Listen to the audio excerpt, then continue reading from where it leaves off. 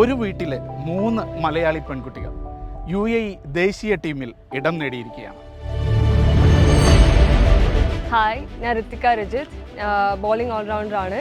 ഞാൻ right arm medium and right hand batsman. Hi, ഞാൻ ഋഷിത രജിത്ത്. ഞാൻ bowling allrounder, right arm fast bowler, right arm batsman. Hi, ഞാൻ ഋത രജിത്ത്. ഞാൻ right hand ബാറ്ററാണ്. UAE വനിതാ ക്രിക്കറ്റ് ടീമിലെ മലയാളി RRR ആണ് നമ്മോടൊപ്പം ഉള്ളത്.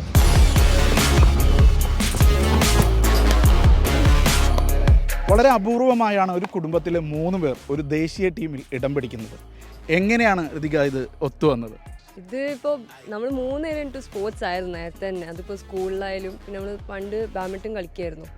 പിന്നെ കോവിഡ് വന്നപ്പോഴാണ് നമ്മളെല്ലാവരും ക്രിക്കറ്റിലേക്ക് തന്നെ വന്നത്. പിന്നെ അച്ഛൻ ക്രിക്കറ്റ് കളിക്കൊണ്ട് നമുക്കത് ഇനിയും ഈസിയറായി. അച്ഛനായിരുന്നു നമ്മൾ കോച്ച്. ഈ 19-ന് ശ്രീലങ്കയിൽ നടക്കുന്ന ഏഷ്യൻ കപ്പിന് പോവുകയാണ്. അവിടെ UAE പ്രതിനിധീകരിച്ച് കളിക്കും. അവിടെ എതിരാളിയായിട്ട് ഇന്ത്യ ഉണ്ടാവില്ലേ? ഉണ്ട്. നമ്മൾ 21-ന് ഇന്ത്യയുടെ അഗേൻസ്റ്റ് കളിക്കണം. അപ്പോൾ നല്ല എക്സൈറ്റിംഗ് ആണ്. ഇന്ത്യ പാകിസ്ഥാൻ്റെ ഒക്കെ അഗേൻസ്റ്റ് ആണ് കളിക്കേണ്ടത്. ഋഷിക, മുമ്പ് നിങ്ങൾ ഏതെങ്കിലും ടൂർണമെന്റ് ഇതേപോലെ ഒരുമിച്ച് കളിച്ചിട്ടുണ്ടോ? ഞങ്ങൾ കളിച്ചിട്ടുണ്ട്. ഞങ്ങൾ Under-19, ഞാനും Rini Under-19 T20 world cup south ആഫ്രിക്കയിൽ കളിക്കാൻ പോയിട്ടുണ്ട്.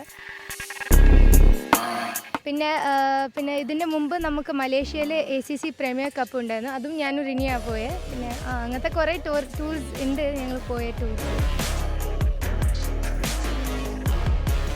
ആദ്യം ആരെയാണ് ഇപ്പോൾ ഏഷ്യ കപ്പിൽ നേരിടാൻ പോണ 2020? ആദ്യം ഞങ്ങൾ നേപ്പാളിലാണ്. on 19th July we are going to face Nepal. അവരൊരു ഫിസിക്കൽ ആക്ടിവിറ്റീസ് വേണമെന്നുള്ള നിർബന്ധമുണ്ടായിരുന്നു. എഡ്യൂക്കേഷൻ്റെ ഒരുമിച്ച് തന്നെ ഇതും ശരിക്കും ഒരു യൂണിവേഴ്സിറ്റി പോലെ കൊണ്ടെടുക്കേണ്ട ഒരു കാര്യമാണ്. 2021 തുടങ്ങിയത് ക്രിക്കറ്റ്. കാരണം എനിക്ക് എൻ്റെ ഒരു ബേസിക് ടെക്നിക്സും കാര്യങ്ങളൊക്കെ അറിയുന്നുള്ളതുകൊണ്ട് ഒരു വിശ്വാസത്തിൽ അങ്ങനെ തുടങ്ങിയതാണ്. കൂടുതലായിട്ടും ഞാൻ തന്നെ ട്രെയിൻ ചെയ്യിക്കുന്നത് എല്ലാം. ഒരു പാരൻ്റ് ആകുമ്പോൾ എനിക്ക് മെൻറ്ററിങ് കുറേ കൂടി ഈസി ആയിരിക്കും. നമുക്ക് 3 പേരും ഒരു ടീമിൽ ഉണ്ടാവുന്നതായിരുന്നു എൻ്റെ ഡ്രീം. അപ്പോൾ അതിപ്പോൾ ഫുൾഫില്ലായി. പിന്നെ ഇപ്പോൾ നെക്സ്റ്റ് WPL കളിക്കണം. പിന്നെ ചാൻസ് കിട്ടിയ ഇന്ത്യക്കും കളിക്കണം എന്നുണ്ട്. ഏപ്രിൽ ലാസ്റ്റ് മന്ത് നമുക്ക് വേൾഡ് കപ്പ് ക്വാളിഫയേഴ്സ് ഉണ്ടായിരുന്നു. അപ്പോൾ അതിൽ നമ്മൾ നല്ല പെർഫോമൻസ് ആയിരുന്നു. നമ്മൾ ശ്രീലങ്കനെ ഓൾമോസ്റ്റ് ഡിഫീറ്റ് ചെയ്തു. നമ്മൾ 15 റൺസിലാണ് തോറ്റ.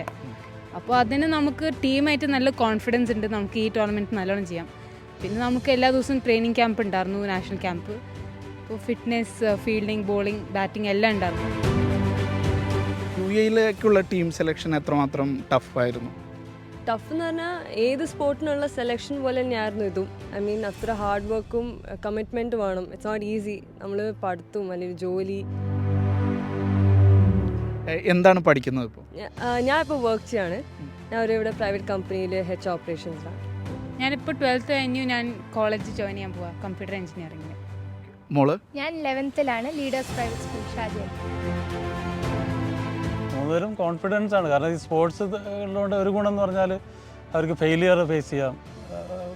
ചെറുപ്പത്തിൽ തന്നെ തോറ്റിട്ടുള്ള എക്സ്പീരിയൻസ്, പിന്നെ ക്രൗഡിനെ മാനേജ് ചെയ്യുന്നത്, അമ്പയർ, റഫറി, പാരൻറ്റ് എല്ലാം കൂടി ഇരുന്ന് ഇവരെ സിംഗിളി ഒരാളായിട്ട് മാനേജ് ചെയ്യണമല്ലോ. അപ്പോൾ അതുകൊണ്ട് ആ ഒരു കോൺഫിഡൻസും എല്ലാം ജയത്തിൻ്റെയും പരാജയത്തിൻ്റെയൊക്കെ ലൈഫിൻ്റെ എല്ലാം ബേസിക് റിക്വയർമെൻറ്റ് അന്ന് മുതലേ പഠിച്ചു വരികയാണ് കുട്ടികൾ.